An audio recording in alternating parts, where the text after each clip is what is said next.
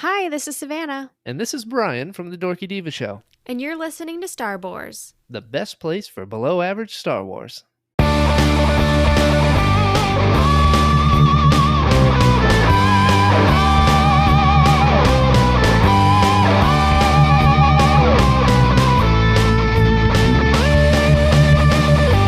Welcome to Starboars, the best place for below average Star Wars.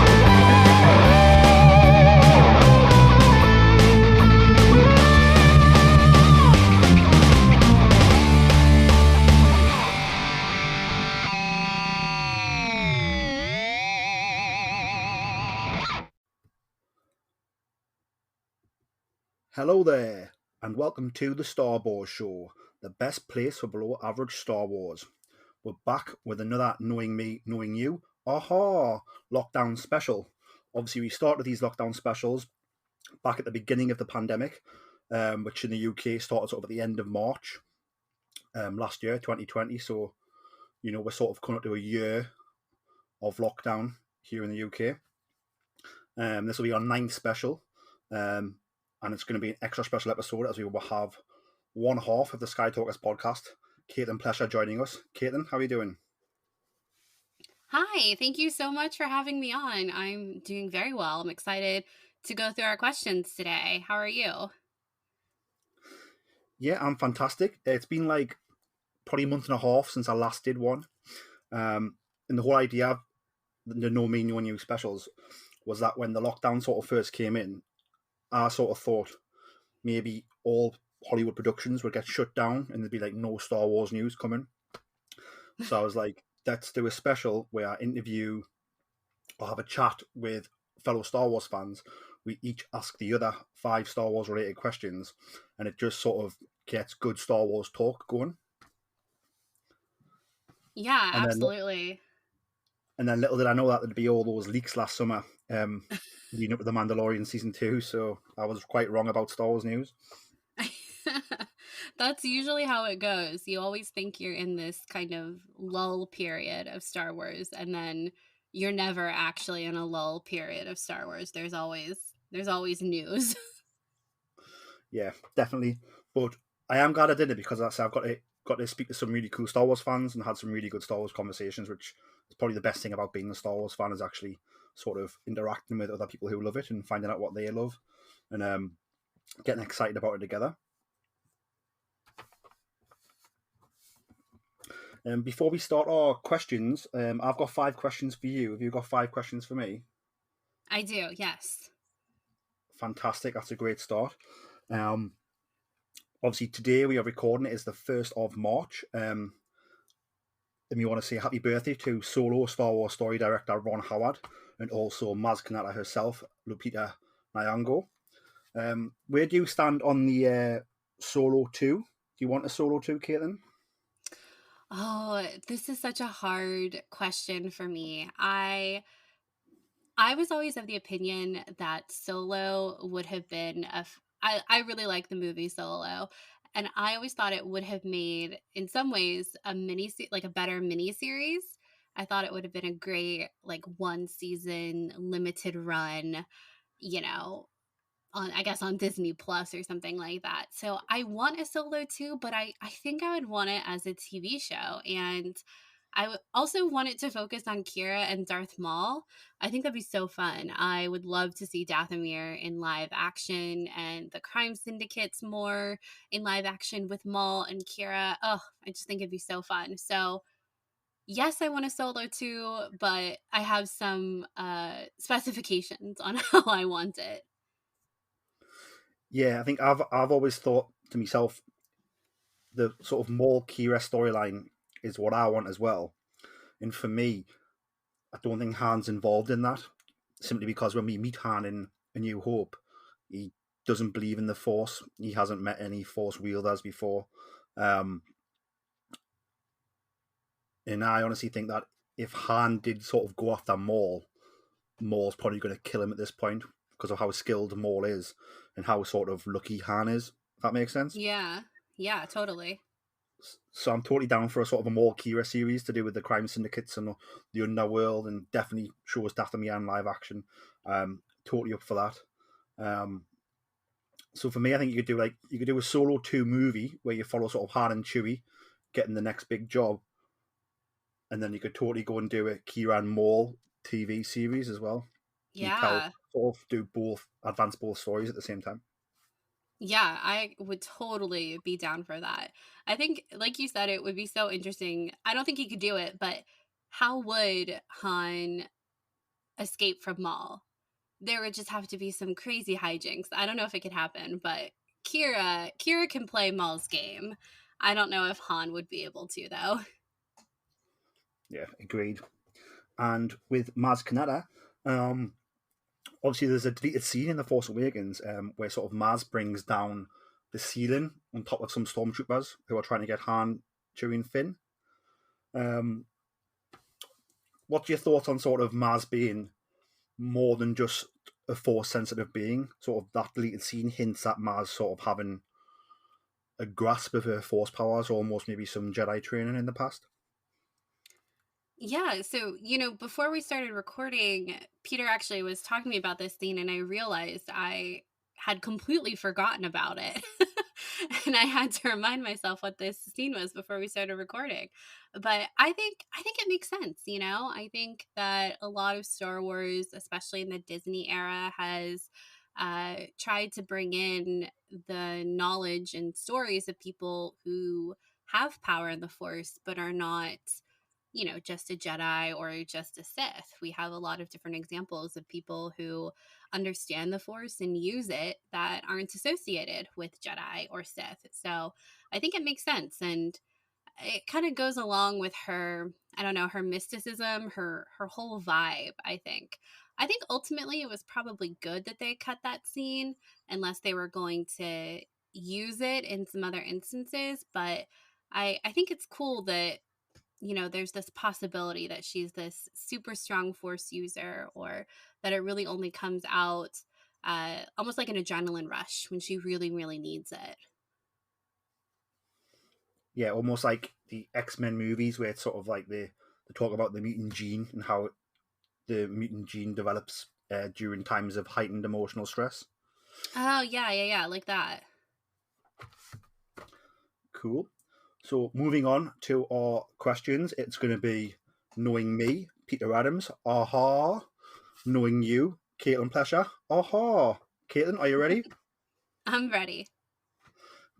So I'm going to start first. You can choose one scene from each of the original, prequel, and sequel trilogies, so the first, the second, and the third trilogies, to be on set for, like to experience the scene being filmed. Oh. Which scene do you pick from each trilogy and why?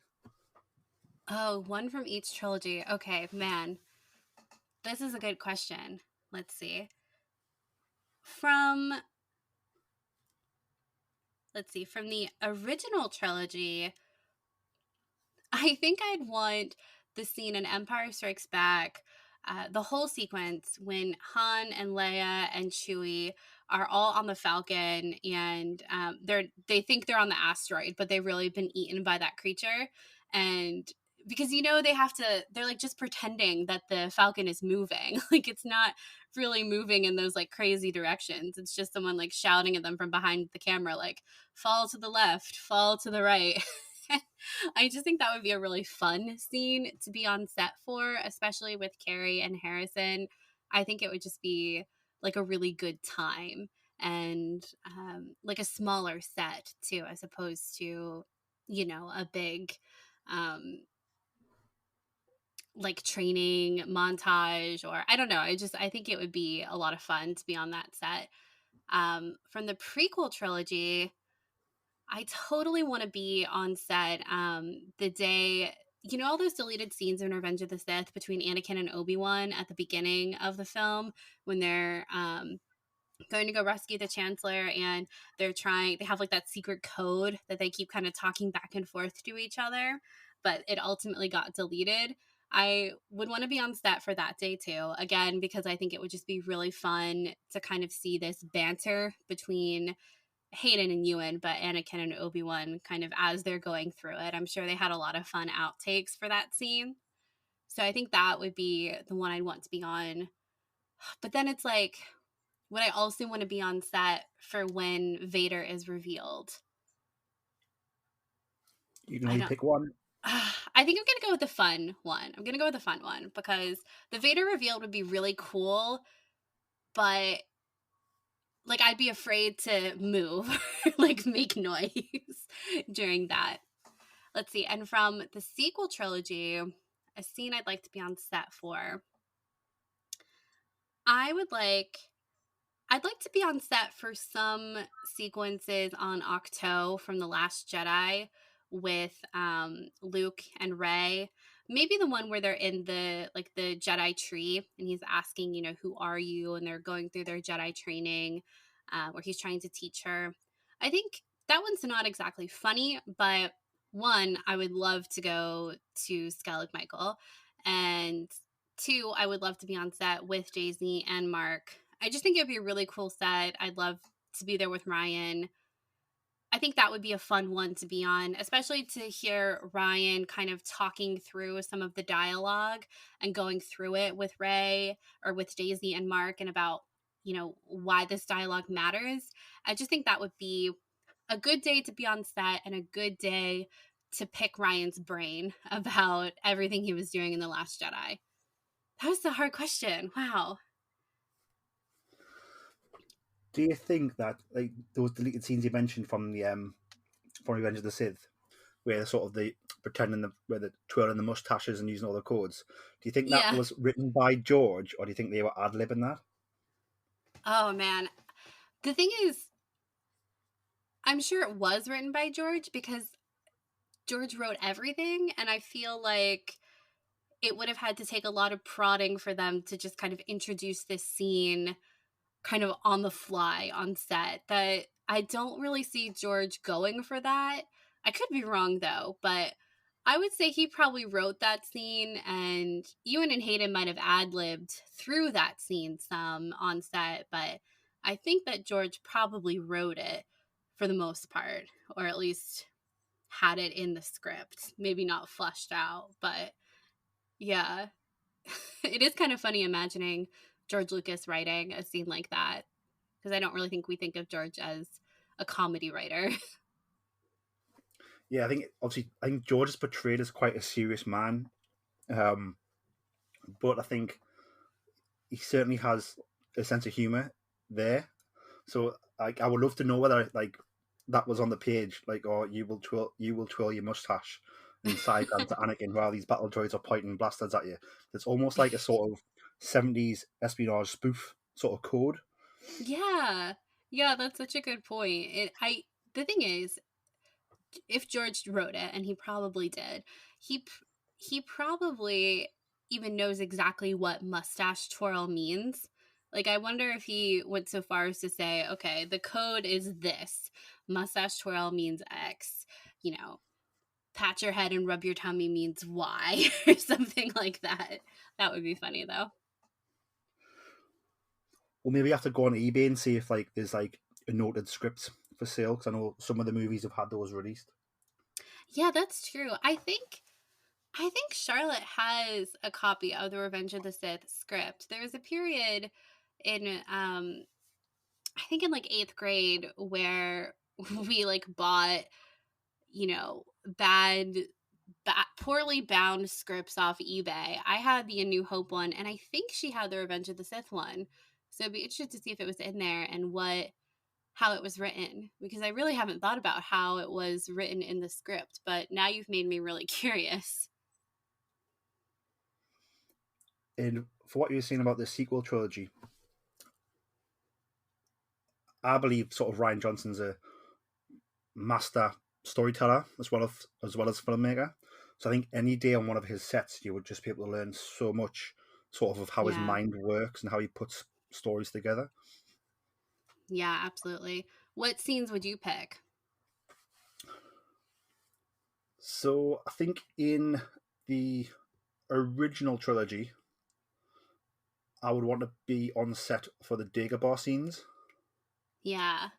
just to sort of see sort of Mark Hamill like interacting with this puppet and just how sort of tricky that was to shoot. I think it would be really cool to experience sort of how they've got the cameras rigged. And obviously, I know they built the set sort of a few feet in the air, and then Frank Oz is sort of under the set, puppeteering, and like I think that would be really cool to see how they sort of crafted that scene together, like in in the late 70s, early 80s, like with limited technology, and like how watching that scene even today, like it still stands out, like it still holds up as if it's a sort of mythical, magical place. It doesn't look fake or not real. It looks as real as it did back then. Yeah. I think for the prequels, I would have loved to have been there for the scene where the hangar doors open and Maul's waiting on the other side, and Uh, Qui-Gon and Obi-Wan sort of drop the robes, and the Queen says we'll take the long way around, and Obi-Wan and Qui-Gon says they'll deal with this. I just think that's sort of I just remember watching that as like a 10-year-old and just being like, yeah, sort of it's a you almost slow the story down because the sort of stormed the hangar, destroyed the droids, Anakin's jumped in the cockpit, and then these doors open and it almost slows down. Like it gives you the moment to sort of take a breath because you know what's about to happen because you've seen it in the trailer with the double-bladed lightsaber igniting. yeah. And then it happens in front of you, and it's almost like they're teasing the reaction out of you, like the play like a fiddle. Like do you know what I mean? Like we're Yeah. gonna set this up, and then when the fight starts, then that's just like euphoric. So I would love to be on set for that to see like the energy going on about that. And as for the sequel trilogy, I think I would have loved to have been on set for the throne room scene. I think seeing sort of Andy Serkis in mocap, sort of being Snoke, and seeing how he sort of interacts with Rey and Kylo in that moment, then also seeing the physicality of sort of the Rey and Kylo team up against the gods. I think it would be cool to see the subtleties of sort of Andy Serkis as acting, even though he's like Snoke's not there, he's there, and he's in a mocap suit, so it looks very not real in the moment. But obviously, sort of having seen how Andy Serkis works, especially during sort of the specials on the Lord of the Rings DVDs, and you see how much he brings to roles on set in the mocap suit. I think seeing how he brought sort of Snoke to life without the visual effects being there yet for the actors on set, and then again seeing the physicality of how sort of Adam Driver and Daisy Ridley sort of really putting the work in a very physical battle, take after take. Yeah, the energy on that set in particular would have been really interesting because there's really heavy action, but then there's really heavy emotion too, especially coming from Snoke. And yeah, that mall scene, I almost think I should change my answer to that mall scene too, that from the Phantom Menace, because that would have been such a mic drop moment. And if it were me, I would have had them play the music, John Williams' music, over the loudspeakers on set when Maul opens the doors, because that would just have made it that much better to actually be there. Definitely. I think I remember sort of the movie coming out and the soundtrack coming out, and Duel of the Fates being sort of like that was the single on the album, if that makes sense. Like Yeah. it's almost like John Williams sort of reinvents Star Wars every time he does one, and then that was like it's so like Duel of the Fates is so different to anything from the original trilogy, but it's also 100% Star Wars, if that makes sense. Yeah. So it's almost like he has something totally different, but you're gonna get the exact same energy as what you felt before, type of thing.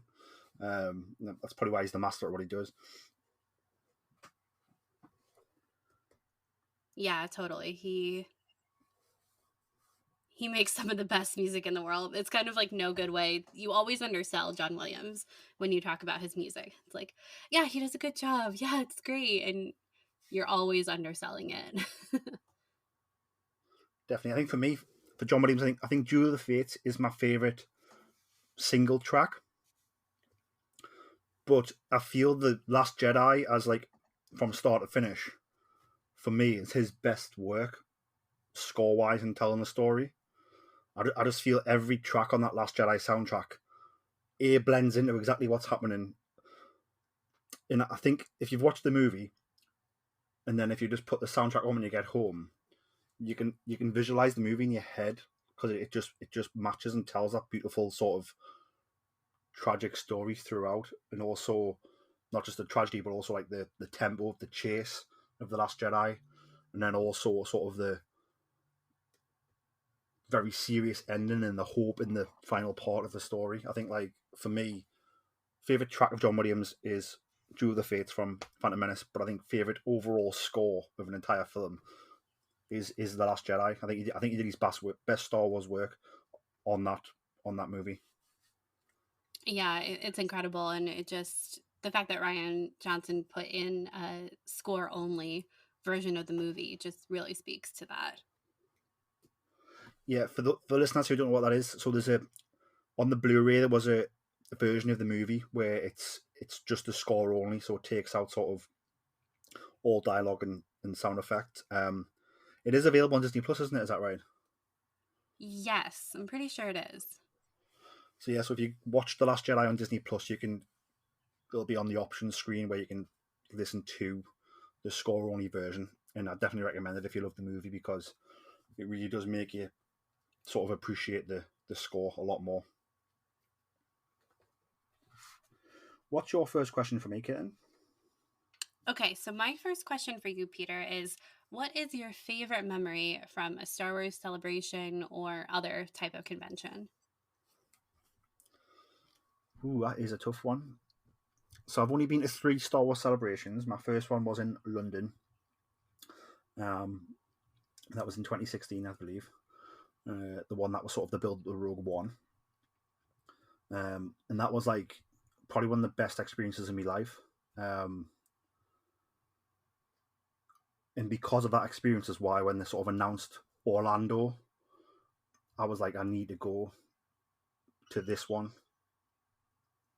And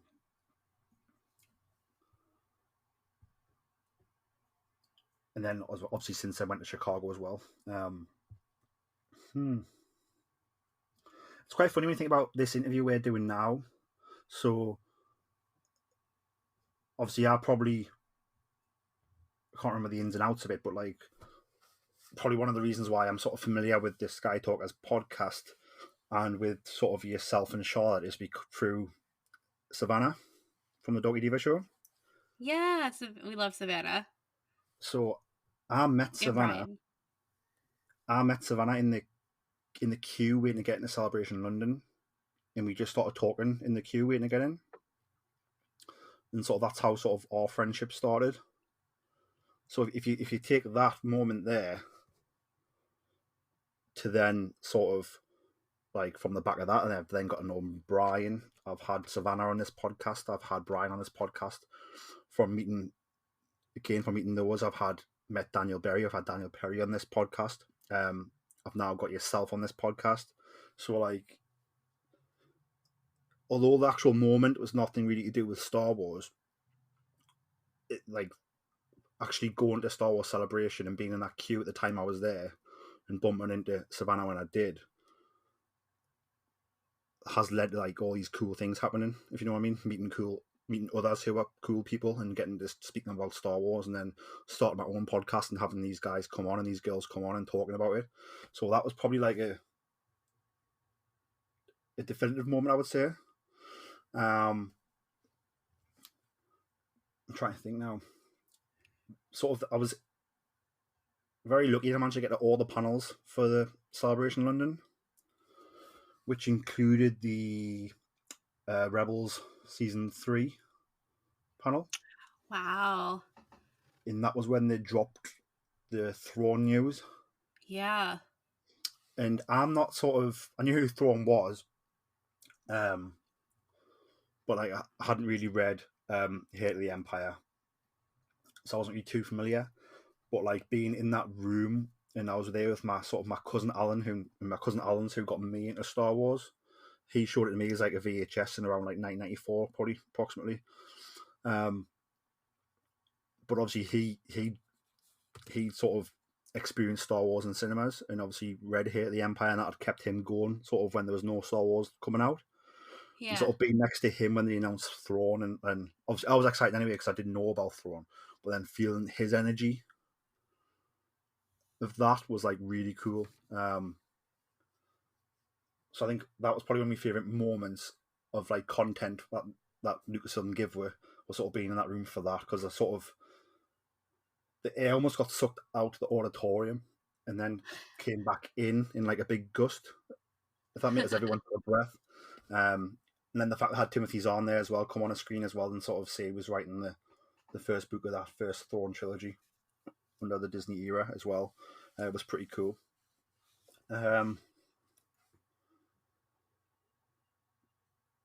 So yeah, they're probably my favourites, but I've loved all the celebrations I've been to. Obviously, I went to Celebration Orlando after that. I went on my own. That was a bit scary. Obviously, traveling to sort of America on my own. But again, because I loved that first experience so much, I knew I sort of wanted to go and do it again. Sort of step out my comfort zone, traveling on my own to America. And then also obviously like saving up the money and paying for that, but it was worth it because I had a fantastic time there as well. And sort of the Orlando one was obviously the build up to the Last Jedi, which for me, like I thoroughly loved the build up to Last Jedi, and sort of the discussions taking place beforehand and the things we were expecting and not expecting. And obviously we got that trailer on Orlando where it was, it's time for the Jedi to end. Obviously that line from Luke. And how just mind blowing that was at the time as well. So that's another fantastic moment, actually. That, I guess I can't really pinpoint one, but yeah, just really hoping to get to Celebration 2022. I didn't buy tickets for Celebration 2021. I'm due to get married this year in August, hopefully, providing that COVID sorts itself out. So we're going to give this year. I was going to give this year a miss just for obviously cost reasons, paying for a wedding, going on a honeymoon. Yeah. So I didn't buy tickets, but now it's moved to 2022. There's time. It's an option now, yeah. So I just need to wait for when tickets go back on sale, and then hopefully nab some. Yeah, well, congratulations on your wedding in August. That's so exciting. Um, there's something about celebration that is just it's so special. And yeah, these like little things about just kind of meeting people seemingly randomly, and then you actually get to know them, and then you connect with them online, and then you become friends, and then when you see them again at the next celebration, it's like it's an actual friendship and relationship. And I just think there's something so special about celebration. And yeah, meeting people online is so fun. And I'm so jealous that you got to meet Savannah in Celebration London. Of course, you're in the UK, but I remember watching all those panels, like live streaming all the panels from Celebration London, and the Thrawn panel, like the Rebels panel you were talking about. I'm with you too. I've never read Heir to the Empire or anything like that. I knew who Thrawn was, but even I got kind of excited. So I can't imagine like being there in the room with that kind of energy. And I think it's crazy too, because I was at 2017 Celebration in Orlando, and I'm sure that we like crossed paths at some point and just didn't know it at the time, you know? Well, I think we would have both been at the Dorky Diva meetup in the I can't remember what hotel it was now, in the wherever that was. Yeah. That's where I met Daniel Berry for the first time. Was at the Celebration Orlando Dorky Diva meetup. Yeah. Um, Yeah. so I would imagine you would have been in that same area, mingling with the same people. I would imagine. We were, but I remember actually, now that we're talking about it, in Orlando that year, that was the year Charlotte and I lost our badges like 47 times, I thought. And I remember losing my badge on our way to the Dorky Diva meetup, actually. Like now that we're talking about it, I remember it was like in a bathroom or something. I left it. And this was like the second or third time one of us had lost our badges, and we were so frustrated, and Charlotte was mad at me and I was mad at myself because I lost my badge like multiple times that weekend, and it just felt like this never ending cycle of, oh my god, where's my badge? And I remember us talking like, we're gonna be late to meet Savannah. So I'm not sure what time we got there, but I know we did end up at her meetup, but I'm pretty sure we were late. But we probably did cross paths there. It's a small world. I know. It's so crazy. I actually left my I lost my phone inside the convention center. So I'd been in the bathroom, and it was like the end of the day. So I went to the bathroom in the convention center, then left through like the front doors, and then realized I didn't have my phone. So I went to go back in to get it, and sort of the security guard was like, "We're closing up for the day," and I was like, "No, you don't realize like I'm from the UK. I'm here on my own. Like that phone has everything that I need in it. Yeah. Please, can I get it?" And he's like, "Yes, you can, no problem." And then luckily it was just on the sink top where I left it in the bathroom. Oh, good. I thought you were gonna say it wasn't there. But yeah, it was mad panic until Oh I found yeah. it.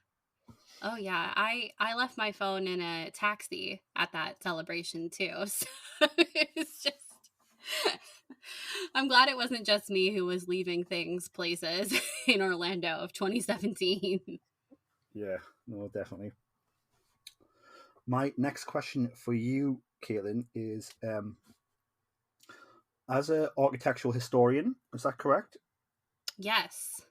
So, as an architectural historian, which buildings and or sort of culture's design do you love the most in the Star Wars universe, and why?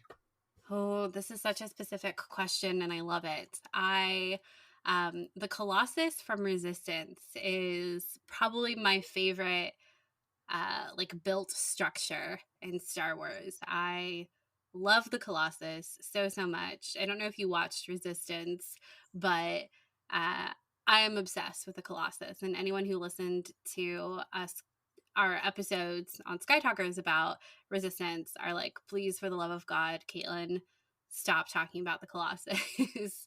I think that the design of the Colossus is so genius, and the use of space in that ship, like how they filmed it and designed it, I think is really well done. Like the differences between like the Aces Lounge on the upper deck, and then you have like Aunt Z's bar on the lower deck, and um, you have the engine rooms where like Niku and I forget the species, but like his turtle friends, and the decks and everything like that. I just think that the design of the Colossus is like so cool, and the reveal that it was, not just a fueling hangar, but a ship, I thought was just so cool. And I loved everything about it. And Savannah actually, for my birthday last year, got me a custom Colossus necklace by Creature Cartel with Tori, and it's like this pendant with the Colossus on it, and I'm so excited uh, to wear it at Celebration. But the Colossus has like such really cool details in the rooms too, like the design of course, I'm blanking on his name, but Captain Doza's office is really cool. It has very much like a bit of like a mod 60s look to it.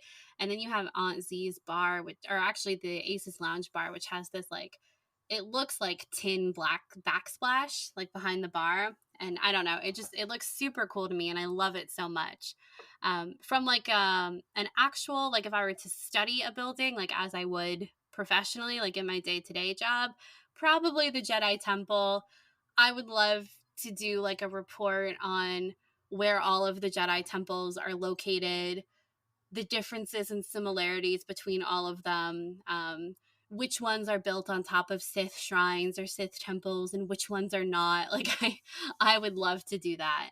Kind of like spooky architecture like that, I think is really cool in the Star Wars universe. And like Malachor has a really great design to it, like the whole planet of Malachor, but the temple down there too, I just think is really incredible. And Yeah, I love looking at places in Star Wars. It's something that I want to spend more time on Skytalkers, because we've done some of it in the past, and I've talked so much about the Colossus, but I definitely want to expand it because it is something that I enjoy talking about, and set design and like the buildings that they create in Star Wars is of course very purposeful, just like everything they do. So I think, yeah, probably the Colossus and Jedi and Sith temples, I think, are really fascinating. Um, I don't know if I have like a favorite look for like a culture or like a planet overall. I used to be, when I was younger, I really wanted to be an Egyptologist growing up. That was like my big thing, was ancient Egypt. And so the Zygerians were really cool just because it's very evocative of ancient Egyptian culture. So that was really cool to see. Um, but yeah, that was such a good question. Thank you. No problem. I just really wanted to get sort of your insights into that. I think one of the things I love is how they take sort of, if you look at the prequels and you take, say, Geonosis, and it's like a desert planet almost similar to Tatooine, and Yeah. it could very easily, if you're not careful, look the same. But the way they sort of have the towers sort of spiral and point in the catacombs of the Geonosian culture, it's like very creepy and like almost gothic. And Yeah. I mean, I'm not educated. That's just what I'm putting out there. But like, and Yeah. it's very different to sort of the dome tops and the open spaces of Tatooine, and so you get that much different feel. And then if you take like Naboo as well, like you've obviously got the Nubian culture, and then you've got the Gungan culture, and how those are both probably have the same color palettes but are very different. And I just love how, like, especially in the prequels, if you look at what sort of Doug Chang and the other designers did, I think really made sort of these cultures seem really real. Like obviously they're not real, but because of the time and effort that's gone into sort of making every little detail stand out, it almost feels like you're sort of witnessing history, if that makes sense. Yeah, yeah, absolutely. No, I totally get that. There's also in the book Princess Leia, Princess of Alderaan. I never get titles correct on books, but the way they describe the Alderaan, I don't know if you've read it, but it takes place when Leia is a teenager and she's living on Alderaan. And the way that they describe how the palace is built on Alderaan, like the palace extends horizontally, it never like goes up. Like it's not 2 stories or more stories. It's like whenever there's a new, I forget the details, but it's like whenever there's a new ruling class or like a new king or queen or something like that, they just kind of extend it, like they expand it. And so you have like this just expansive palace that dates back thousands of years or something. And I just thought that was a really cool design too. But yeah, the design of Star Wars is just, there's really nothing else like it. And it's really cool. And I love that you brought up the comparison between like the Gungans and like the Nubians on Naboo. Like they're connected, but they're also very, very much separated. What's your next question for me, Caitlin? Yes. So my next question for you was, if you could create a behind the scenes feature on any one topic in Star Wars, what would it be? Ooh, that is a tough one.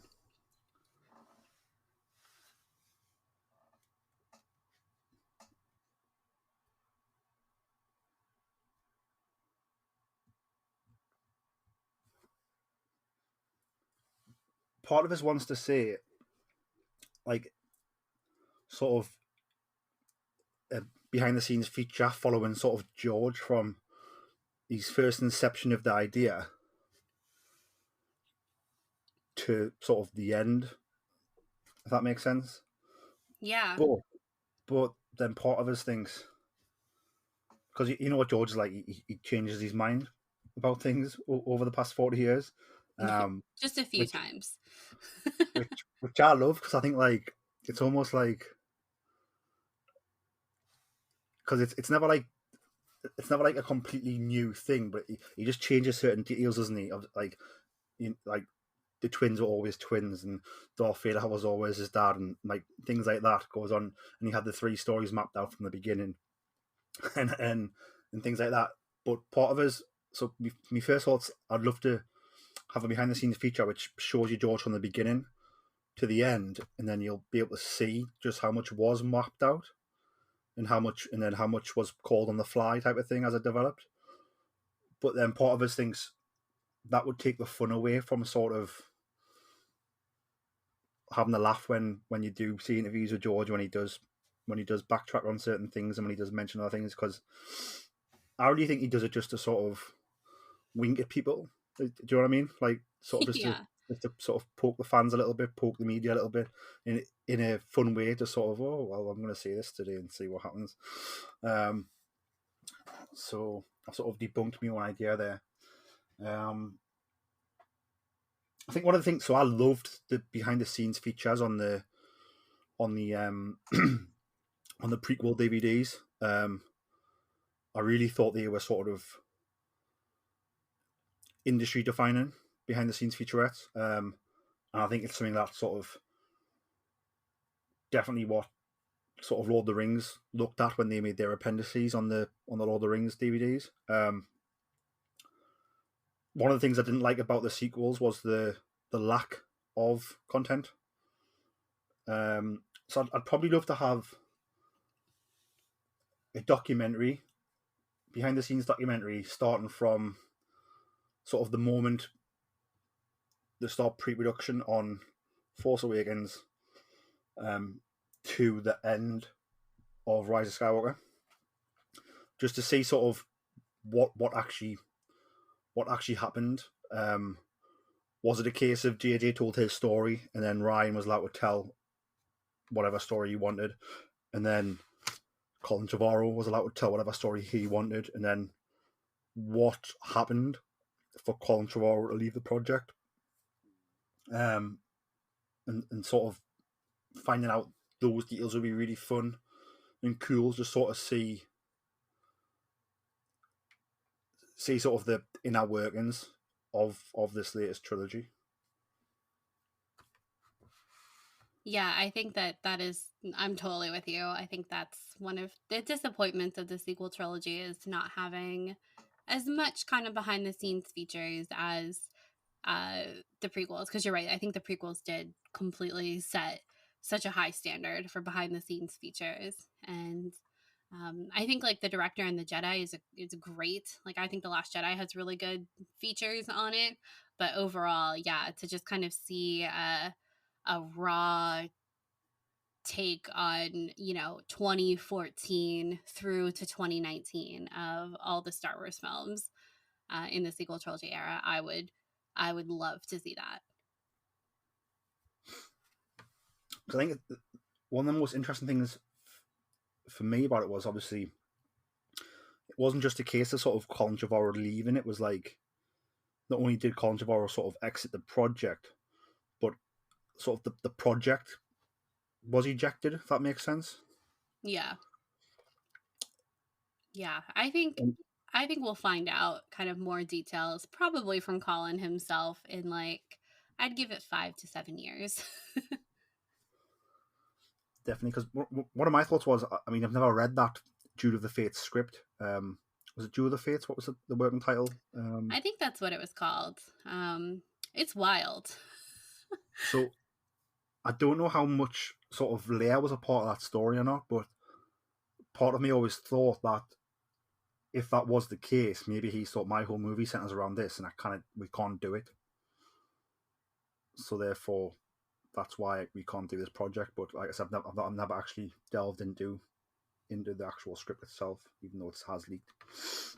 Yeah, it's been a while since I've read it, I think, and I only skimmed through it quickly at the time when it was first leaked. But I think that Leia had, if I'm remembering it correctly, and I could be very wrong here, but I think she had kind of the same amount of time in the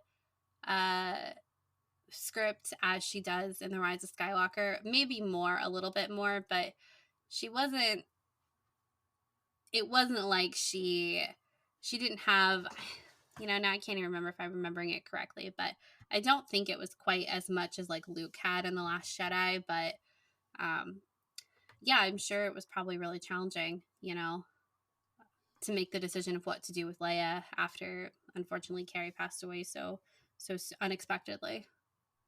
Yeah, because I think obviously if Collins already wrote that script and then obviously sadly Carrie passes away, you can't film those scenes, if you know what I mean, where I think JJ wrote scenes around the footage they had of Carrie, if that makes sense. Yeah, totally. So it's a sort of a very, very different proposition. My next question for you is, if you had to put together a pop band using only Star Wars characters, which 7 would you choose and why? Do I want it to be successful, the band? Yeah. Okay. All right, if I want it to be a successful band, like who do I think would actually be able to carry a tune, play an instrument, or do a dance? Let's see. I definitely think I'd want Anakin in it. I think that he would love the limelight of it, so he would be a really good performer. I think I'd want Anakin in it. In that vein, also I think Ahsoka. I think Ahsoka would be like a great bass player. Let's see who else. Oh, Tam from Resistance on the keys, the keyboard, piano player, Tam. Let's see. Then I want. Let's see. So I got Anakin, Ahsoka, Tam. I want Hux there too. Just because I love throwing Hux into kind of any awkward situation, because I think he would just be funny to watch and if he's uncomfortable.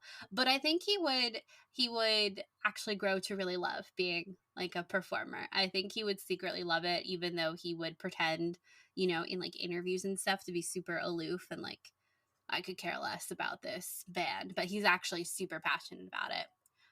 Okay, so Anakin, Ahsoka, Tam, Hux. Oh, John and Kelly, or I'm sorry, Finn and Rose.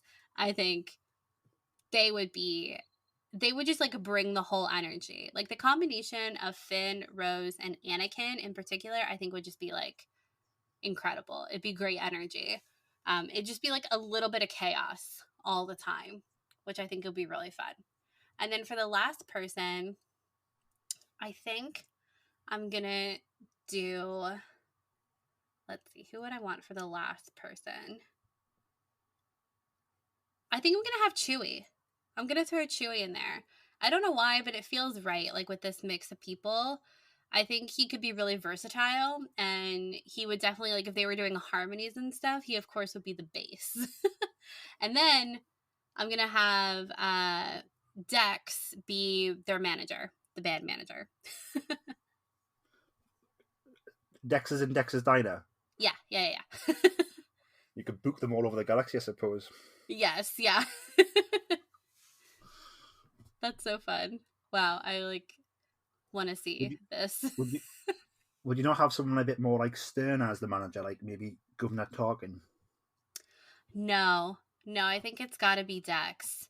I don't know why, but it feels right. The thing is, Dex is such a people person that he would be able to get the band to play. Like he would get them gigs anywhere because he would just sweet talk whoever he needed to sweet talk or make them like a burger or some Jawa juice. And they would be like, yeah, sure, your band can play here. And that's how he gets the word out about how great the band is, the group is. And I don't think Tarkin could do that. Tarkin would probably have the band split up after a couple of years, go on solo deals.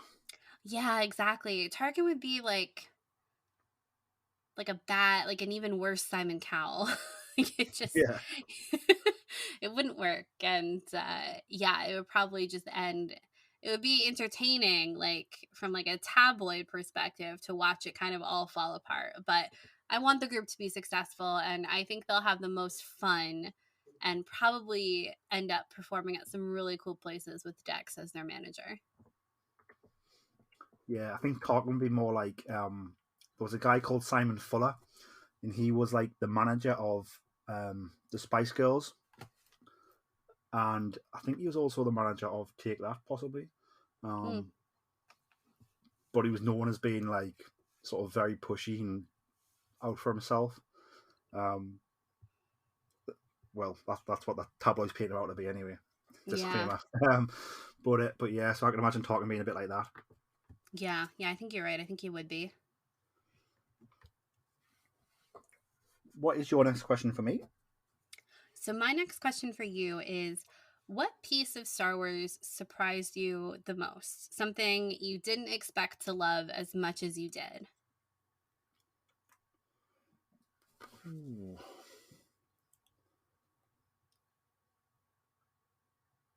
I think Star Wars Rebels.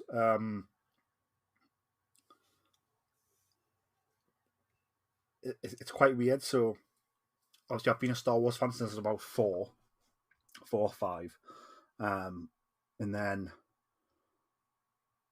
so obviously I experienced sort of the original trilogy in the 90s on VHS, and then obviously in the 1997 special editions when they came out, and then obviously I was around 10 or 11, 12 when the prequels came out, and then Revenge of the Sith came out when I was 16, and it came out in the summer, and in the UK, sort of we finished school when we were 16, or we did at the time anyway. So I remember sort of doing my end of year exams, my last ever school exams, and like Revenge of the Sith coming out in cinemas. So it was like, not only was I becoming an adult, but also like Star Wars was ending. And then sort of didn't really sort of stepped out of fandom, if that makes sense. Yeah. Not because I wanted to, just that's what ended up happening. Then I remember when they announced George was selling the company, and like I was just like, oh well, I'm not really bothered. Like honestly, that's what I said to someone. I remember saying it to someone. I used to work in the cinema at the time when that got announced, and I remember turning to my boss and just saying, "Oh, like, all right, whatever." Like, not really bothered. So again, didn't really follow anything off the back of that either. I hadn't watched Clone Wars. Like I said, I hadn't really followed the acquisition of Lucasfilm to the Disney company and what they were doing next. And then I was working away in Scotland, and like sort of I had Twitter at the time, just sort of using it to see what was going on. Like not particularly any particular fandom, if that makes sense. Just had a Twitter account, but like all of a sudden, like Star Wars was going like trending, and people it was like in the feed, and it was the teaser trailer for The Force Awakens. Yeah. And I remember watching that trailer like probably about 20 times in the hotel room I was staying in because I was working away. And it's the one where like Rey Speeder goes past the crashed X-wing and the crashed Star Destroyer in the Jakku Desert. And then I literally seen that, and then that was me hooked like back in, like 100%, like almost as if I was 16. Like, do you know what I mean? Like it was Yeah. crazy. And then from the back of that, I was sort of don't watch a lot of YouTube, but I started watching sort of Collider's Jedi Council back Yeah. then, sort of John Campea and Christian Harloff at the time. And then they were talking about these things like Star Wars Rebels and Clone Wars. I was like, all right. So like I bought the Clone Wars box sets, watched that, bought the Rebels box sets, watched the first two seasons of that, because the first two seasons were already out.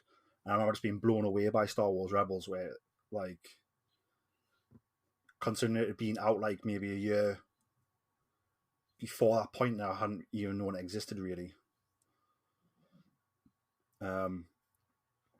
And then, like I said, sort of watching Star Wars Rebels from beginning to end, sort of that story. I mean, again, sort of for me, animation is just another storytelling tool, and is a wonderful tool. But I know sort of animation sometimes isn't held in as high regard as sort of motion pictures and live action. But for me, I thought the story they told in the animated series is better than or on par with sort of any live action story anywhere. So that's probably what I was more surprised. That was just how much Star Wars Rebels sort of gripped us. And then the Last Jedi. I remember coming out with the Last Jedi opening night, and sort of my jaw was sort of on the floor. I remember coming out with my friends who sort of like Star Wars but aren't into it as much as I am, and they're like, "Oh, what talking about and stuff?" And like, "What do you think, Pete?" And I was just like, I can't form a sentence. And then I remember I went to watch it again. So we watched it at like midnight on opening night, because in the UK it's sort of open at midnight. So I'm watching it at midnight, going home, and then I went and watched it again the following morning around 11 a.m. And then I remember coming out of that second showing, and in my mind I was just like, "That's possibly the greatest film I've ever watched in my life." But it's crazy how it went from sort of being speechless the night before, not being able to interpret my own thoughts on it, to then the next day just being like that is a masterpiece that I've just watched there. That is an absolute masterpiece. So again, sort of just the surprise in that sort of two really really cool moments. And then I suppose we continue to get it now. Like, you know, the bringing in the Bo-Katans, the Luke Skywalkers into Mandalorian. It's all things that sort of really do get the adrenaline going when you witness them happening for the first time. It's probably the best thing about Star Wars is that sort of just when you think it's getting quiet, like something comes along and it just sort of whips up a storm and you're engulfed in it again, sort of with all the feelings. And I Yeah, and think you just obviously, get dragged back in in a yeah, good way though. definitely. I think it's one of those things where like Louise, my fiance, like she's not really sort of into any fandoms as such, and she hadn't seen Star Wars till she met me. So I think sometimes she doesn't really get it, and then but there's days when something will drop and I'll be like, I'll go find her frantically, and I'm like, this is just happening, and she's like, oh, all right, I see. But I think like she's starting to get used to it a bit now. But I think when we're so involved as we are, I think even the smallest thing can create so much joy, and I think that's a really cool thing. Yeah, I completely agree. I think being a Star Wars fan is it's like just every kind of adrenaline rush all the time with these kinds of, like you said, like Bo-Katan and like Luke Skywalker and the Mandalorian, and these things that just kind of seemingly come out of nowhere with how much you kind of attach yourself to it. Like, I mean, I had a bit of a different experience with Force Awakens just because I was into Star Wars, and it's not that, like, I went through a period in college where it just wasn't like I was watching Clone Wars pretty much week to week, but it also I wasn't like obsessed with it at the time. Like, I wasn't following kind of every news drop or everything that was going on. If I missed a couple weeks of Clone Wars, it was okay or something like that. But as soon as we heard that Force Awakens was coming, it was like this switch just got flipped in me and Charlotte of like, wow, this is the coolest thing ever. And on top of that, I hadn't really ever seen a new Star Wars film in theaters until The Force Awakens. So it was like this completely other kind of high that I was chasing. And yeah, it was such like a magical experience seeing Force Awakens that I think I think that surprised me, honestly. It was like, even though I had such high expectations for it being my first like new Star Wars movie theater experience, it like met and exceeded all of those expectations, and I don't think I ever thought it would, honestly. Yeah, I remember being like I said, I'd almost sort of like, you know, we'd been told like Star Wars was over in 2005, and then it was like 10 years later, and they're like, oh, guess what? The band's back together, and it's like, no, it's Yeah. like the impossible has become possible. Like, and that's sort of almost what it was like opening night, wasn't it? It was like, what do you mean we're going to get new Star Wars in a cinema? Like a brand new trilogy. Like, it is absolutely sort of crazy to think about, really. Like, if you'd asked me, like, I don't know, 2009, will there be more Star Wars movies? I would probably went, of course there's not. But and then here we are later, sort of, we've had a new trilogy, we've had 2 spin-off movies, we've now got sort of live action TV shows in the works all over the place, new animated shows, this High Republic publishing initiative, like it's Star Wars everywhere, really. Yeah, there's no shortage of Star Wars, it seems, and there's something for everyone. My next question for yourself, Caitlin, is I am right in thinking that yourself and Charlotte went to D23 in the run up to the Rise of Skywalker. We did, yeah. So, sort of, what was D23 like, and how did that come about? And then also, like, how does that differ from Star Wars Celebration? And then, sort of, which do you prefer as well? Oh, I totally prefer Star Wars Celebration.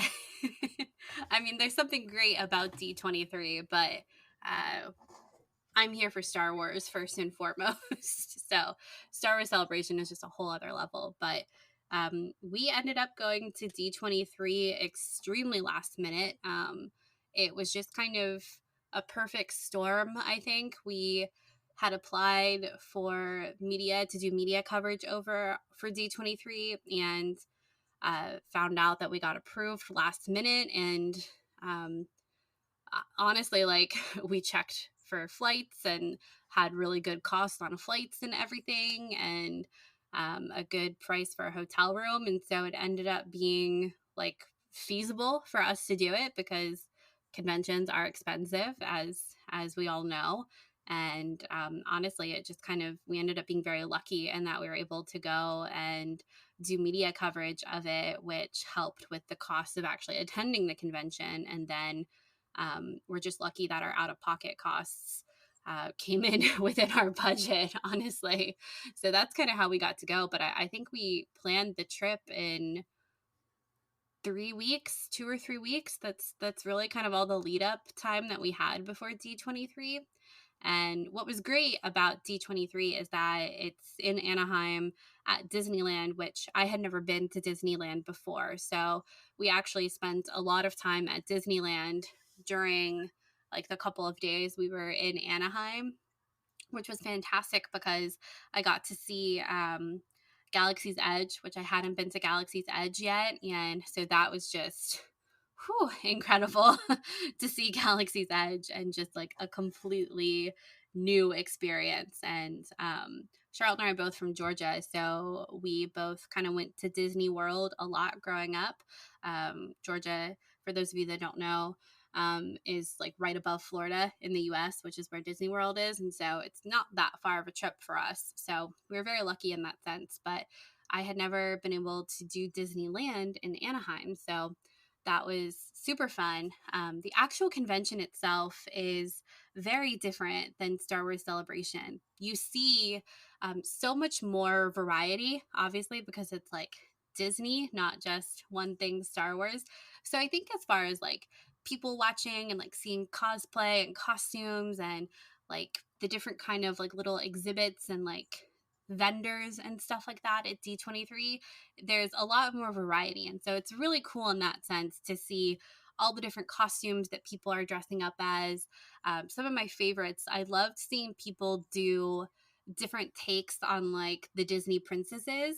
Some people would do, like Warrior Belle from Beauty and the Beast, or, just kind of crazy things like that. And I thought that was really fun. Or you'd have someone, in like a totally screen accurate Cinderella dress. And it's absolutely breathtaking, the work that people can do. So the actual show floor for D23 is a lot of fun to just kind of wander around, as most conventions are, just because there's so much to look at, right? And then the actual panels and stuff, the energy, it was just like one hit after another, I think, in that panel. And I remember we were sitting next to a couple of our friends who were at the convention as well. And they did like one, I can't remember what the panel was actually called, but they were like doing just like announcing so many things from kind of every property and franchise that Disney owned that year. And we kind of assumed that they were going to save Star Wars for last, but it was actually the first thing that they announced after their kind of introductions. They were like, and here's Kathleen Kennedy. And out comes Kathleen Kennedy, and she talks about Rise of Skywalker. And we see a teaser or a trailer from it. I can't remember which one it was. I think it was the Skywalker Legacy teaser, actually. And they tell us we're going to get the poster. They do the poster reveal. And when I tell you we weren't emotionally prepared to see all of that kind of out of the gate, it was it was just such a fun moment because we were so certain that we were going to be sitting there for like 2 or 3 hours before we got to the Star Wars news. And of course it was exciting to hear everything else that was coming down the line. Like, we're big Disney fans. They did Frozen 2 was premiering stuff. There were a ton of films that were premiering new content. This is when we first heard about Raya, the Last Dragon. I think Mulan did like a teaser. There was like a ton of really great stuff, but obviously we were there for Star Wars. And we thought that we were just going to be sitting there for so long before we actually got to the Star Wars content. And then for them to give it to us kind of right in the beginning, it was like, oh my God, how do we not talk about this like right now? And then, so the panel itself was really great. And then we actually, this is when they premiered Vader Immortal 2. I forget the correct title, but the second iteration of Vader Immortal. And we got to interview some of the creators behind it, including Matt Martin from Story Group, the director Ben Snow, and then I forget what his title was, but he worked on like the design of Vader Immortal. And we got to do like a short 15-minute interview with them, and that was just like incredible to be able to talk to like Matt Martin, especially from Story Group. It was really cool, and we had a really great conversation with him. And we were wearing our Dave Filoni cosplay, Charlotte and I, at the time, and he thought it was really great. And it was just a lot of fun. So D23 was like, I've been monologuing on it for a while, but it was like this last minute, just like crazy fun whirlwind, I think. And if you ever have the opportunity and are a Disney fan, it's definitely worthwhile, I think. Yeah, I would have found it so difficult if they started with the Star Wars stuff and then, like as you said, being able to sit there through the other, even though the other films and TV shows that they were showing were cool, I would have just been sort of shaken, I think, if you started with the Star Wars. They take your phone too at the start of a lot of things at D23, and yeah, so it was like it was so hard. It was so hard. Was that the footage where we first saw the dark ray vision? Yes, it was. It was. Yeah. Yep. What was sort of your first reactions to that?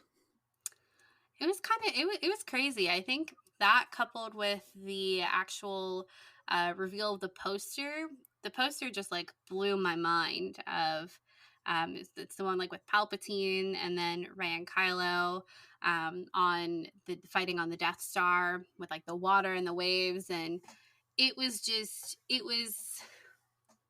great. I mean, the adrenaline of seeing new Star Wars content, there's nothing else like it. And Rise of Skywalker is not my favorite movie in Star Wars, but that moment of just kind of being a part of the crowd, like similar to like how you're talking about with Thrawn, and like there's just something about the energy of being in a panel with people who are really excited about things.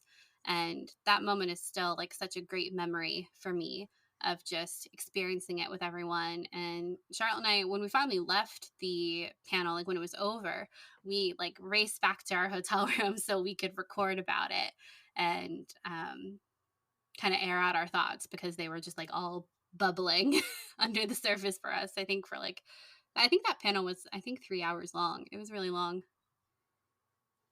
Yes, because it would have been obviously Lucasfilm, Marvel Studios would have had something there, Pixar would have had something there, Disney Animation had something there. Disney Yeah. Live Action had something there. So I guess that's 5 studios off the top of my head who would have been presenting stuff. Yeah.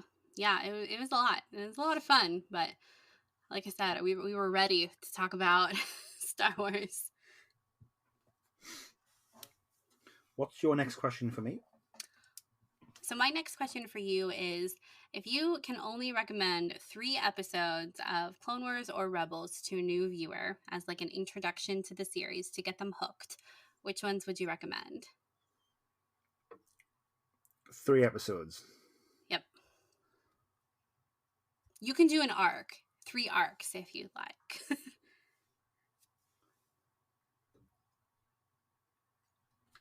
So I think I would, for Rebels, I would go season 2, and I would say you do Siege of Lothal 1 and 2, Mm.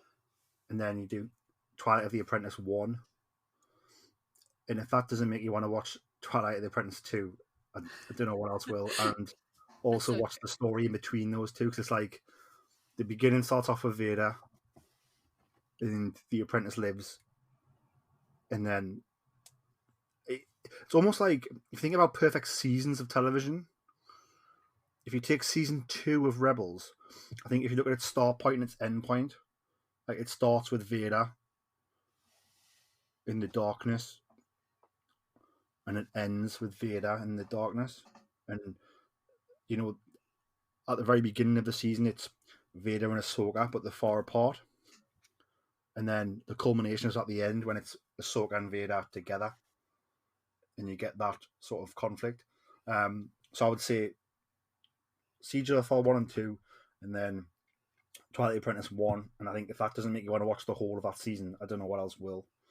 And for Clone Wars,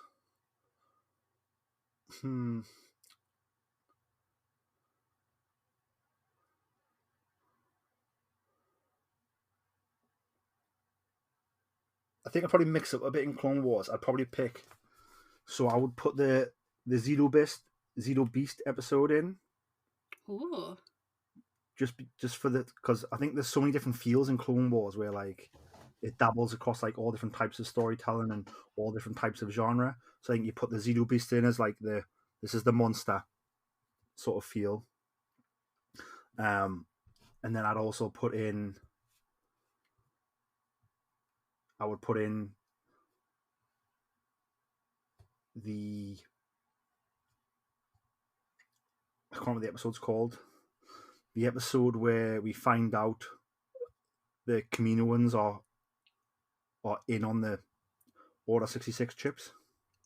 Yeah. So I remember watching that for the first time. And I remember it wasn't available in the UK. I had to like import like a region free Blu-ray of the Lost Missions. And then like that arc where like, do the Kaminoans know? Do they not know? It was never really said in the prequels. And the Kaminoans were always very nice to the Jedi. If you look at the way they greet Obi-Wan and how they treat him. And so when you see them sort of cover it up, I was a bit like, nearly fell off the side of my bed when I was watching. I was a bit like, oh my god, like they're in on this from the word go. Like absolute sneaky Kaminoans. So like I put that in there just for that, to tease that side of the war. And then I'd also put in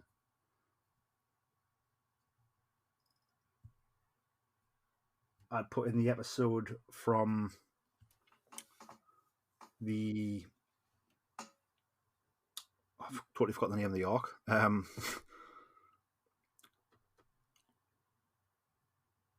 The Crazy Force arc. Mortis. That's the one. Yeah, I'd put in the Mortis arc episode where Qui-Gon comes back and speaks to Obi-Wan, just because I think that would get a lot of people on board. They'll be like, "Oh, what they're doing this in this show," and I'd be like, "Yes, they are," and I think that would get people hooked as well.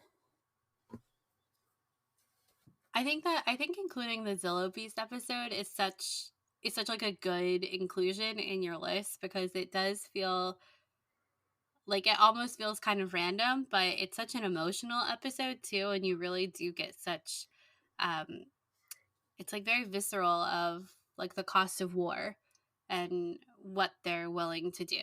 It's a really great sad episode, and I think people maybe wouldn't be expecting that kind of like heavy emotion from Clone Wars if they've never seen it before. Yeah, definitely. I think just to steal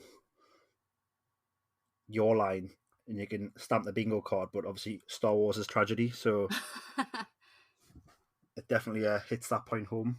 Yeah, yeah, it totally does. I always when I do watch that episode, it's one of those episodes where you're like, I want it to end differently. Like every time I watch it, I want it to have a different ending, but it doesn't, because that's the reality of war and everything that they're doing.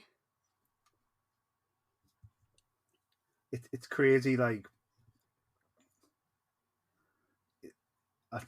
I love the idea of the Clone Wars. Like from obviously first hearing about them to then obviously seeing it start Attack of the Clones and end in Revenge of the Sith, and obviously then we got the TV series about it, which is great. But then when you think about sort of the entirety of the Clone Wars, doesn't really matter, because as soon as the Jedi decide to fight in that war, then they've lost. Like they haven't lost yet, but they've sealed their fate, because it's something they should never be involved in, and they get involved for the right reasons, but they should never be involved. That makes sense. Yeah, and they're being manipulated the whole time too. Yeah, the tragedy of the Jedi. Yep, the trap that was laid. My next question for you is sort of what's your favorite Star Wars experience? So I'm talking about sort of the build up to a product, so like a TV series or a movie. So favorite experience overall. So the build up, the excitement, all the way through to the sort of the execution in the product that you got at the end of it, and then if does that make sense? So sort of like if it was a movie, sort of the chatter beforehand about like, oh, what we're going to get in this movie, and the trailers that came out, and the hype, and sort of the predictions what was going to happen, and then the movie coming out, or the TV show coming out, or the book coming out, whatever it was, and then sort of that story hitting you. Sort of what's your overall favorite Star Wars experience that way? I think it'd have to be The Last Jedi. I think that The Last Jedi was kind of perfect from beginning to end for me. Like we talked about being in Orlando when they were kind of releasing those trailers, and I wasn't in the panel, but I was at the Star Wars stage show. Charlotte and I were, when they showed the trailer. They were like streaming the panel with Ryan and um, Daisy and Adam and John, and I think Oscar. I think Kelly was there too. And it was just incredible. And I'll never forget him showing the poster, the like iconic poster with just Rey at the bottom with the lightsaber, and we're all like, oh wow, that's incredible. And then he like zooms it out, and it's the whole poster is Luke and Kylo at the top of the poster in between Rey's lightsaber, and everyone just lost it. And then I remember Ryan being like, okay, great, we're done. And everyone was like, oh, okay. And he was like, are you kidding? Of course we have a trailer. And that's when they rolled the trailer that we were talking about earlier, where, they say it's time for the Jedi to end. And it was just incredible. And the character posters in The Last Jedi were great. The teasers were fantastic. Like, it just kept getting better and better. And I think that it was the most fun build up too, just because it was like we had more to speculate on, as opposed to the lead up to Force Awakens, when we really knew nothing. It was kind of like a stab in the dark about what was even going to be happening during this time period for Star Wars. And so having like an idea of who these characters were, where we thought they were going based on Force Awakens, there was just like so much more to talk about, I felt. And then yeah, of course, like The Last Jedi is probably my favorite Star Wars movie. And so the execution, like the payoff of all of that great build up to then actually having a movie that I really loved, was just incredible. So there's really been nothing else like it for me that's had quite the same kind of hype personally. that being said, I'm always hyped for like new Star Wars, kind of no matter what it is. But Last Jedi is definitely pretty special. Yeah, I think mine's the same. I remember like when they first revealed the title, The Last Jedi, and they did it with the Star Wars in red. Like Yeah, it was just on the picture, but I remember like me saying like, it's red, and I remember like Louise, my fiance, being like, and like it's in red. Why are you bothered? I was like, well, no, like it's it's important. red. I was like, the Clone Wars logo goes red for the Morlock, so this means that darkness is coming. And she was like, "Do you know that though?" I was like, "Well, I don't, but it could be. It could mean anything." And just the hype of that moment before you even seen anything, like just the colour of the logo, got the hype started. And then obviously the trailers were fantastic. The character posters are them the ones where they're in they've coloured the cloaks and the costumes red. Yeah, Yeah, they were fantastic as well. And then obviously, like I said, the trailers were awesome. And then the movie for me really delivered. Like I said, and everything from the design to the script to the score, I thought all just matched to make a perfect story. yeah, yeah. It really is kind of. It's great. It's like such like a bright memory, kind of from start to finish. I see that someone asked him Ryan about his trilogy, and he said he's still working on it. So that's fantastic news. Yes, that makes me very happy. I'm just so glad he was able to actually say something about it, even if it was just a confirmation that it will happen one day in the future. I was sort of I don't know if you've seen Knives Out, but I was obviously I watched it and loved it. But I was so pleased that sort of the nominations he got for that, and the fact the studio wanted to write Knives Out too, please. I think definitely just proves that although Last Jedi was divisive amongst the fandom, I think his ability as a filmmaker, like his very next movie, he's nominated for. I think it was for script writing, wasn't it? I think which he wrote, Yeah. and then obviously, like I said, it did so well that they sort of greenlit a sequel straight away. I think that success is very much deserved. So I was really, really happy when that sort of happened for him. Yeah, he's great. He seems just like a really genuine person, and you kind of feel that whenever he's giving an interview or something. So he just seems like a really great person to like be friends with. Definitely. What's your next question for me?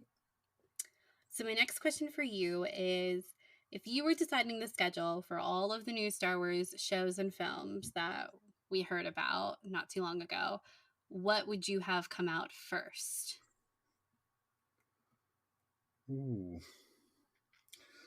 So I'm really excited about Acolyte. Yeah. So I sort of want that now, like dark side mythology and lore and things you mentioned before. Are we going to see some dark side temples or villages like from the past or from the future?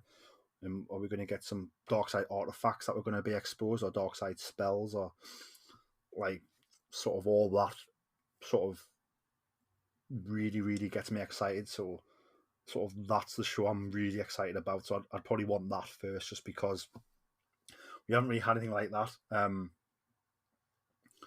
Obviously, the sort of the teased some of that in Rise of Skywalker with going back to Mustafar and the Sith viewfinders or wayfinders, sorry. But it was sort of that was it. It wasn't really flushed out. So being able to see more of this sort of Sith or dark side, like towns and areas and artifacts, I think would really does excite me. So I'd probably want Acolyte right now, I think. But I don't know. I'm a bit.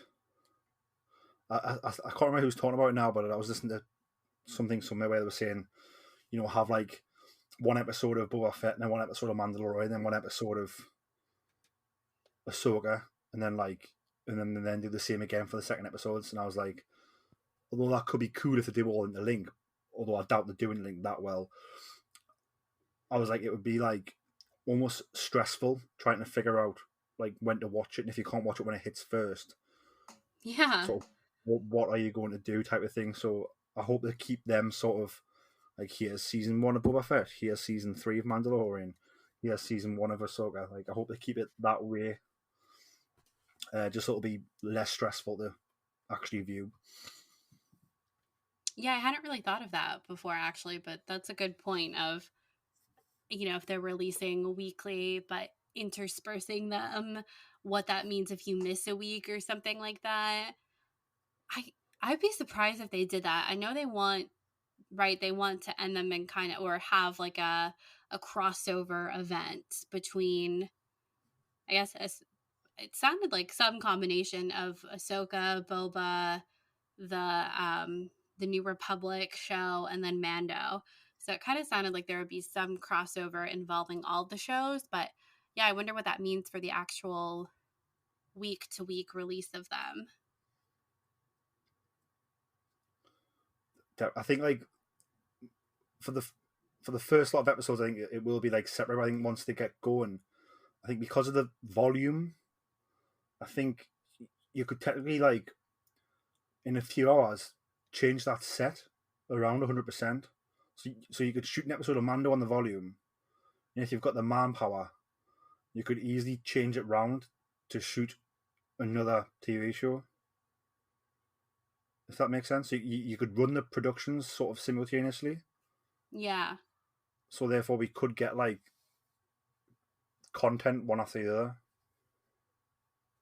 Yeah, Which is, it's just there's it's so sort of much really, coming down the line. yeah, no, definitely. I mean, if you think about it, so this December we're going to get Book of Boba. I think we'll probably get Mandalorian in the summer. Andor probably come at some point.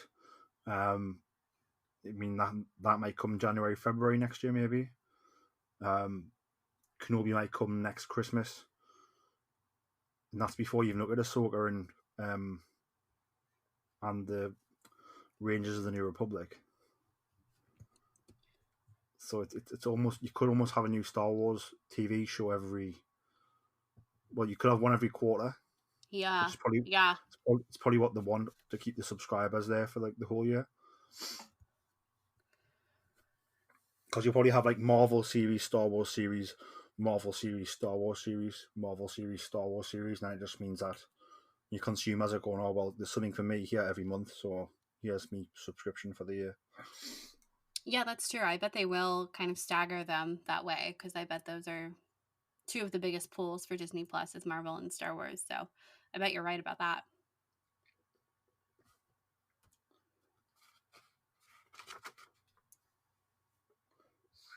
So I've got a bonus question. Ooh, a bonus question. Yep, bonus question.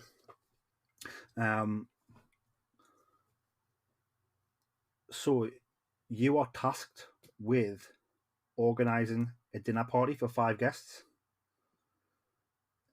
None of these guests, they've all got to be celebrities, but none of them kind of been involved in a Star Wars project. And then the goal is obviously to have a great Star Wars conversation. Oh, so it's celebrities, but no Star Wars celebrities. Correct. Oh, okay. All right. Who are my non-Star Wars celebrities? The thing is, it's like I'm always thinking about Star Wars. So then when I'm supposed to not be thinking about Star Wars celebrities, it's like suddenly I can't think of anyone who exists out there. Let's see. People I would want to bring to a non-Star Wars dinner party. Okay, well, I've got to cheat a little bit, and I have to bring the members of BTS, the K-pop band BTS, because I love them, and if I'm having a dinner party, they've got to come. And there are 7 of them, but I'm going to count them as 1, and I hope that's okay. That's okay. All right. It's one singular group, but made up of a lot of people. So I have to bring them because they give me a lot of entertainment too and fun. So I'd bring them. Other actors I'd bring, let's see.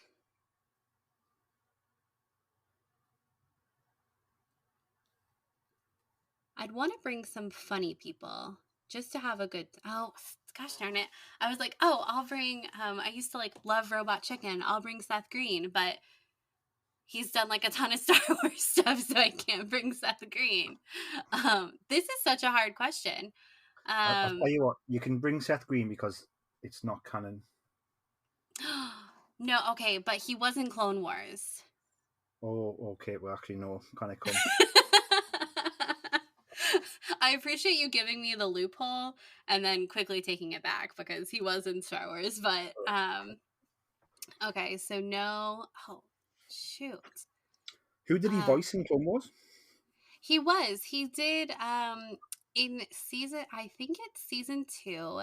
He did the voice. I forget the name, but there's the it's the arc where Cad Bane is stealing the holocron from inside the Jedi Temple, and Seth Green plays this like little droid.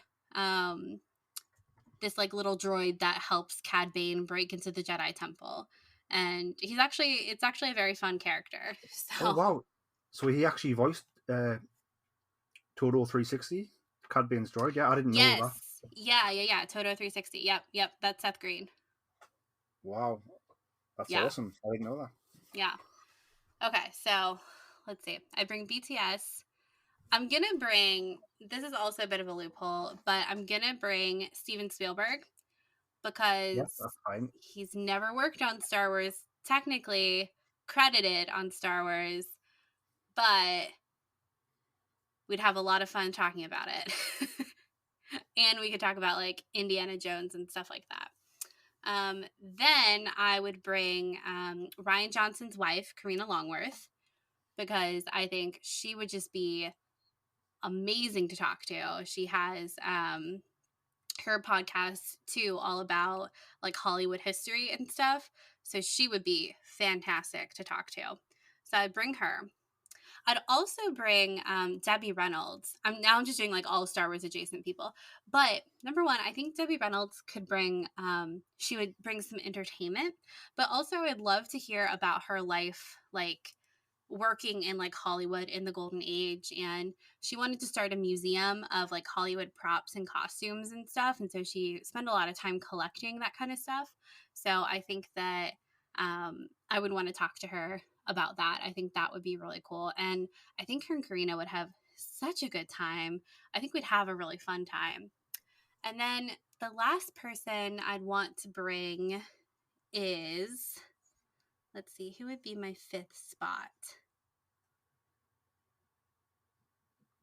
My 5th spot is going to go. You know what? I'm Taylor Swift. It's gonna go to Taylor Swift. I want to hear about her new her new CDs that she's recording, the Taylor Swift versions of all of her records and stuff. So yeah, I think I'll bring Taylor Swift.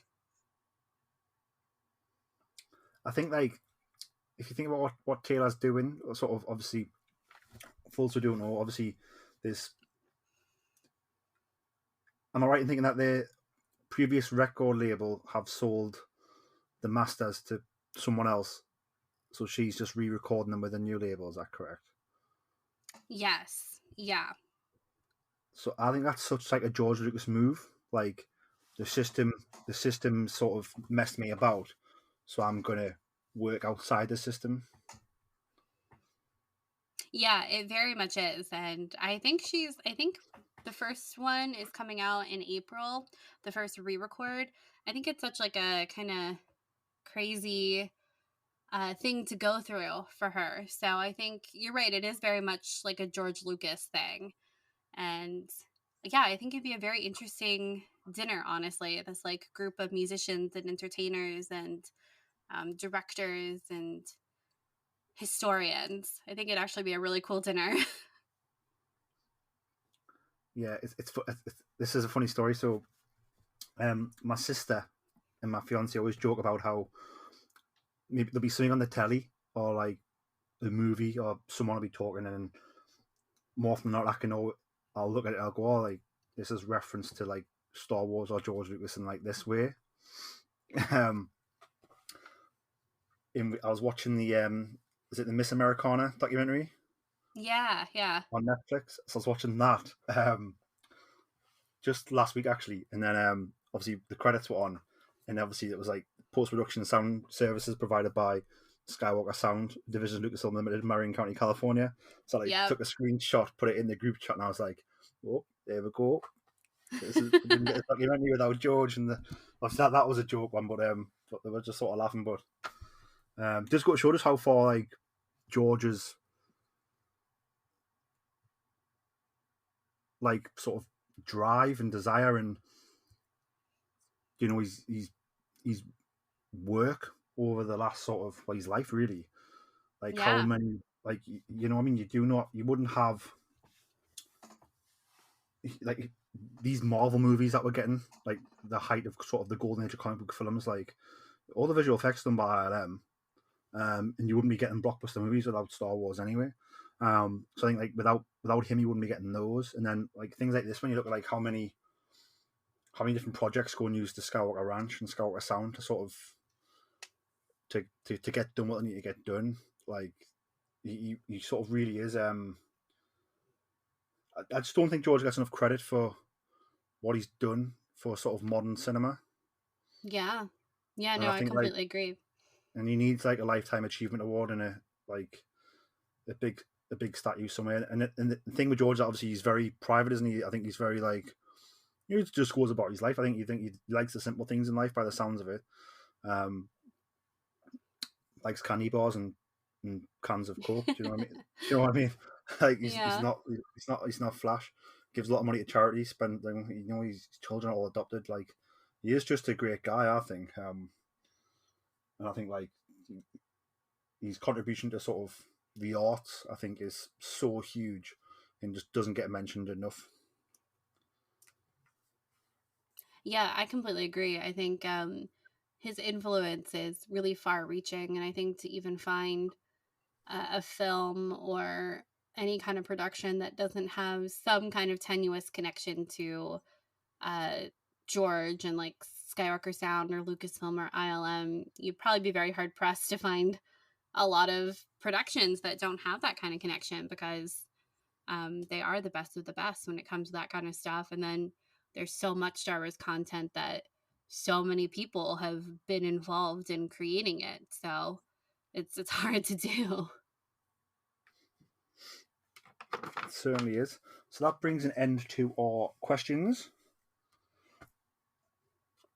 I've just got one last sort of thing to ask. What project are you sort of really looking forward to coming next from Star Wars? It can be a book, a TV show, animation, movie. Um, Obviously, we've got sort of Taika Waititi's movie coming. We've got Patty Jenkins' movie coming. Ryan Johnson trilogy. We've got High Republic stories. Um, all the shows for Disney Plus.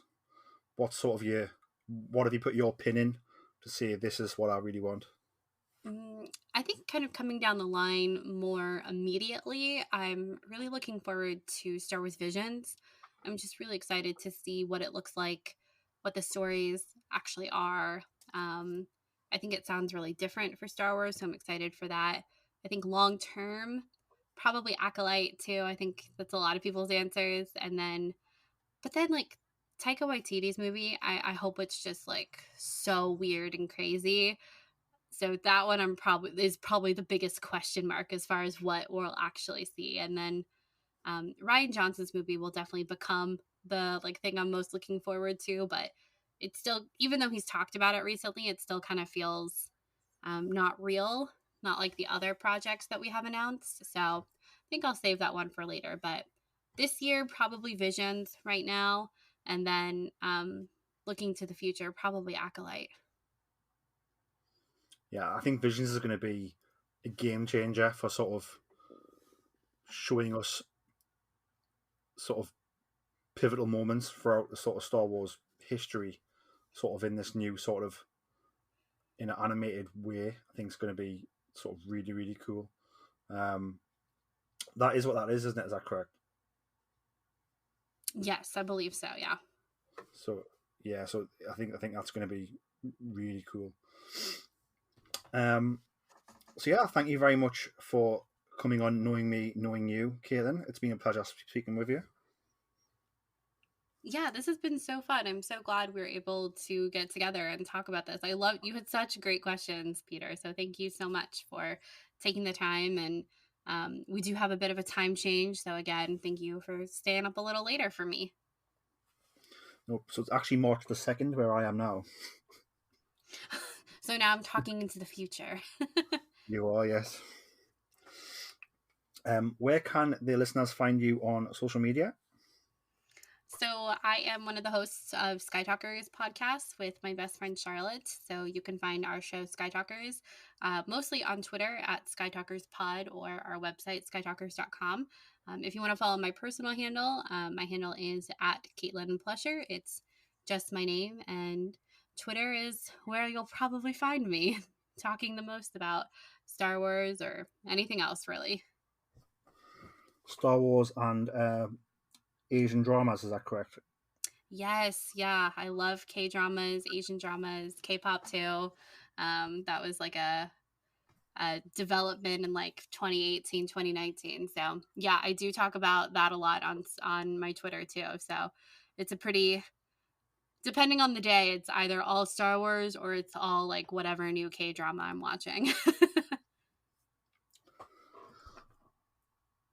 Definitely check out Skytalkers. I personally think it's one of the best Star Wars podcasts sort of on the planet. It's my go-to one.